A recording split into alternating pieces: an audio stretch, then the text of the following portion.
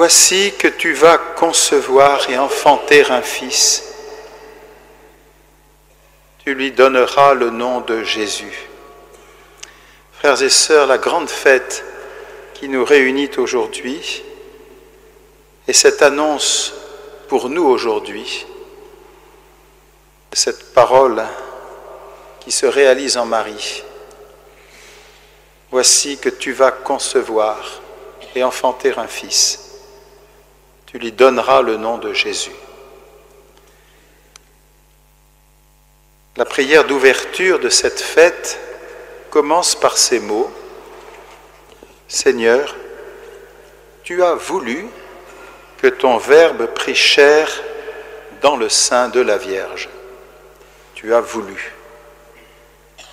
Avant le oui de Marie, précède cette immense bienveillance, ce vouloir bon de notre Dieu.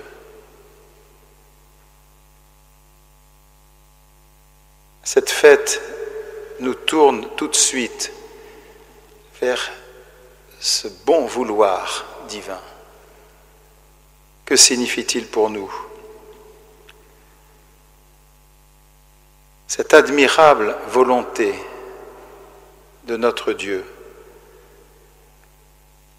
loin de se méfier de l'humanité, loin de la regarder de haut ou de loin, avec prudence ou condescendance. Notre Dieu, loin de vouloir se méfier de l'homme,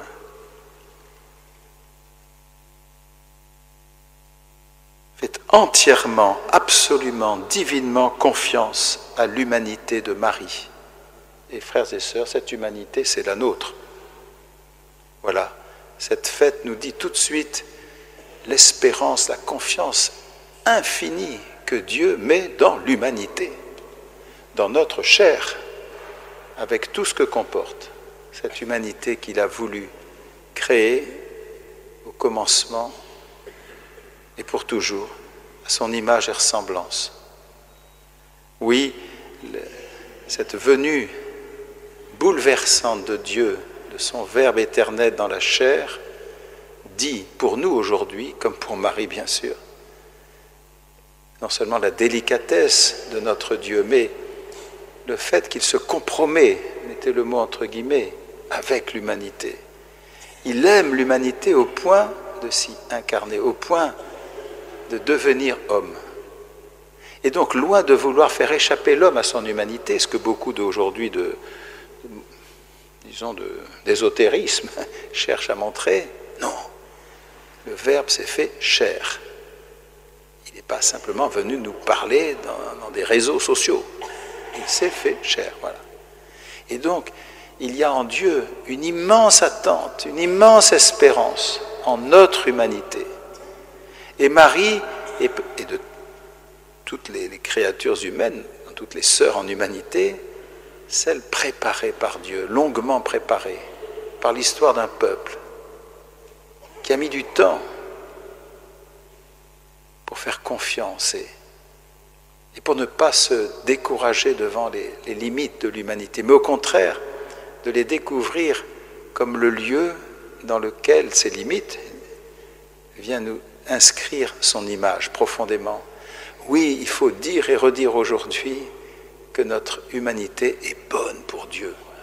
Il faut dire et redire que Dieu met en nous une espérance inouïe et que si nous parlons de la vertu d'espérance ou de la vertu de foi, c'est parce que Dieu, le premier, porte en lui une immense espérance, une immense ambition pour nous, ces créatures. Une ambition paternelle. Aujourd'hui, le mot a besoin tellement d'être... Mais en Dieu, ce n'est pas la paternité comme nous la connaissons. Elle est tout autre, parce qu'elle est éternelle. C'est-à-dire qu'en Dieu, il n'y a aucune espèce de retour sur lui-même. C'est comme si on pouvait presque dire que le Père ne pensait jamais à lui. Voilà. Ce qui était, nous, absolument impensable. C'est le cas de le dire. Donc, en Dieu, il y a cette immense magnanimité, cette immense bienveillance, ce vouloir bon, reconnu par les saints et les saintes qui l'ont peut-être mieux entendu que d'autres et surtout qui se sont convertis à cette bienveillance divine. Pour eux-mêmes, bien sûr, mais pour les autres.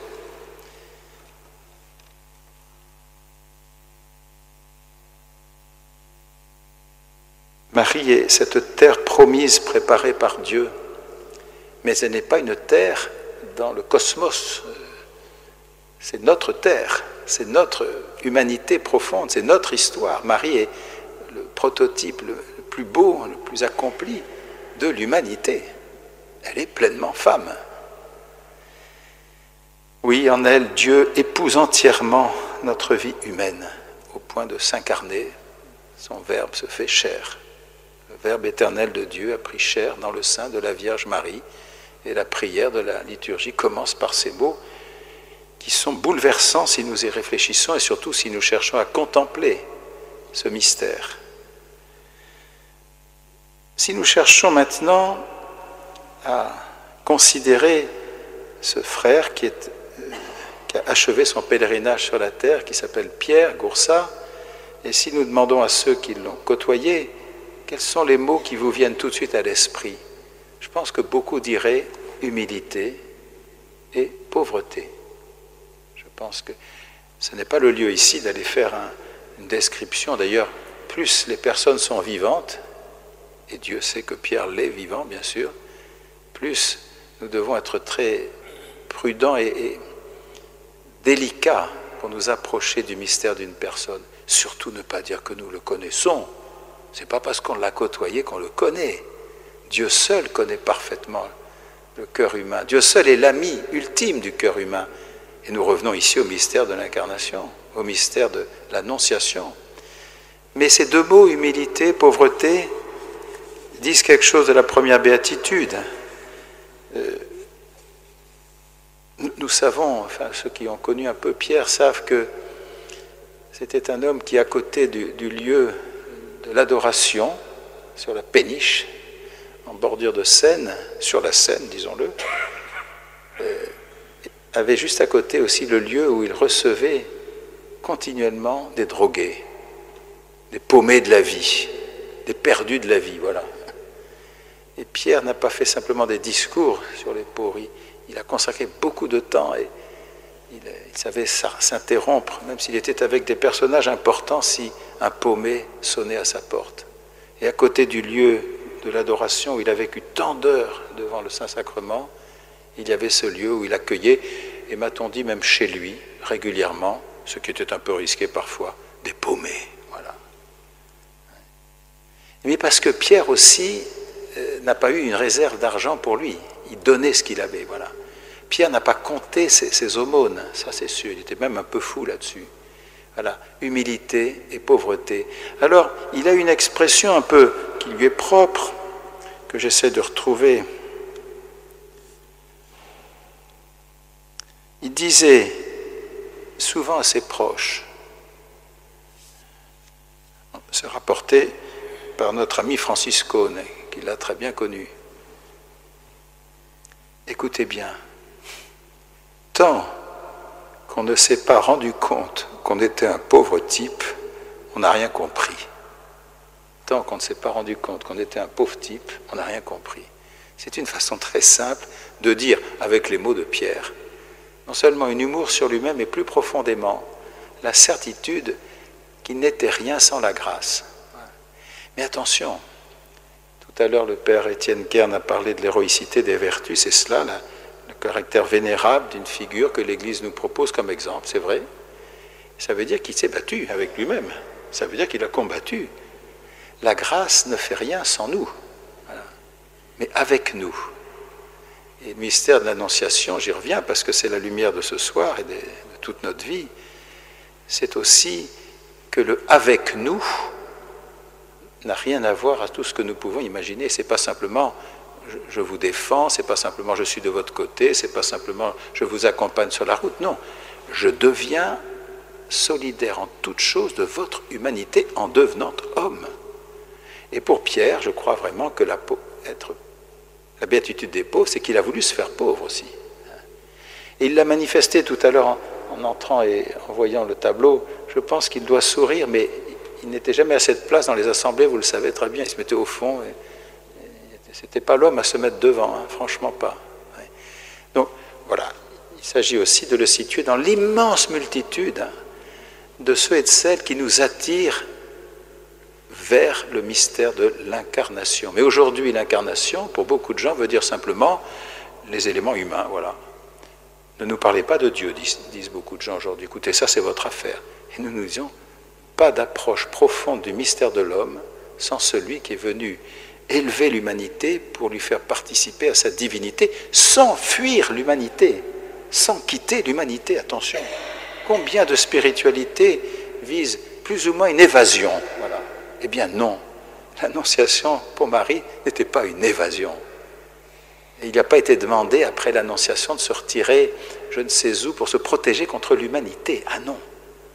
Et même ceux qui peuvent approcher ce mystère, Saint Jean en particulier, mais Luc aussi bien sûr, qui a parlé, en tout cas qui a reçu le témoignage de la mère de Jésus directement sans doute, ou très, très proche d'elle, percevez que quand on s'approchait d'elle, imperceptiblement, quand on l'a quittée, on se sentait devenir meilleur dans notre humanité.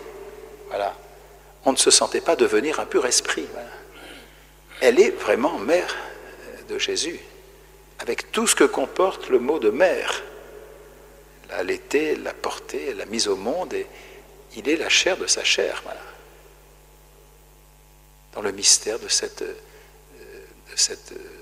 incarnation virginale, dans le mystère de cette puissance de l'Esprit Saint, unique c'est vrai, mais qui pourtant éclaire beaucoup mieux que nous ne le pensons ce qu'est la maternité, ce qu'est la virginité, et ce que veut dire aussi cette proximité, mais le mot est insuffisant, cette trouvaille divine de l'amour pour nous maintenir, pour nous élever dans notre humanité, ou nous faire retrouver notre humanité selon son plan créateur, s'incarner, voilà.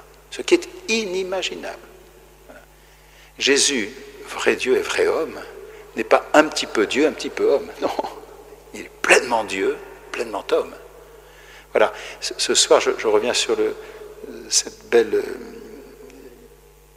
contemplation très rapide, mais du début de l'évangile de Luc, de l'Annonciation.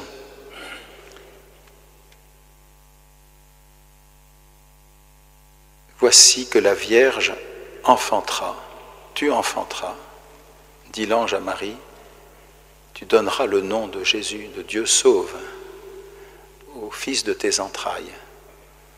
Voilà, nous demandons maintenant ce soir avec Pierre, notre ami Pierre, notre frère aîné Pierre, de ne rien dramatiser touchant notre propre humanité pécheresse, de ne pas nous accabler au-delà de ce qu'il faut, mais surtout, très au-delà d'ailleurs de la reconnaissance de notre être de pécheur, et Dieu sait si Pierre le reconnaissait, il disait au moment je suis un vermisseau, bon, un peu à la manière de Paul, mais Pierre ne cherchait pas à faire des phrases, on le sait très bien. Et une dernière chose peut-être qui peut aussi réconforter certains parmi nous, Pierre a aussi connu son pèlerinage sur la terre, sa mission de chrétien, sa conversion permanente, avec une grande fragilité de santé. Ce qui, pour ceux qui ne connaissent pas ces fragilités, ne dit pas grand-chose, mais qui, pour ceux qui sont marqués par des fragilités de santé, savent très bien que c'est une diminution, enfin, c'est une limitation de certaines potentialités, qualités. Or, Pierre a traîné tout de même, enfin, il a eu la tuberculose, et puis même toute sa vie, il a traîné quand même des difficultés. Je ne connais pas le détail, mais enfin, Pierre n'a pas été un homme en parfaite santé toute sa vie, c'est loin du cas. Donc, il y a aussi ce qui a été permis par la Providence, non pas voulu directement, bien sûr, et c'est à travers aussi ses propres fragilités, qui n'ont rien à voir avec le péché ici, que Pierre a été ce témoin, et pour nous toujours ce témoin humble et pauvre, qui seul fait signe pour un monde qui s'épuise à considérer l'humain sans Dieu, qui s'épuise à ne chercher que des règlements de compte, qui s'épuise à régler des comptes ou à juger. La Vierge Marie, elle est dans le jugement de Dieu qui est tout autre. Le seul qui est condamné, c'est l'adversaire de l'homme, le malin, qui n'est pas cher comme nous, hein, qui est esprit révolté. Le seul qui ne peut pas entrer dans le mystère de l'incarnation, enfin le mystère de l'Annonciation, c'est l'adversaire, celui qui n'écoute plus rien que lui-même, qui pense que la seule raison c'est lui contre Dieu, et contre les autres évidemment du coup. Nous demandons ce soir un renouvellement très profond de la joie d'être des humbles, que Dieu appelle pour que son mystère d'incarnation continue d'agir dans le monde à travers son corps mystique, qu'est l'Église.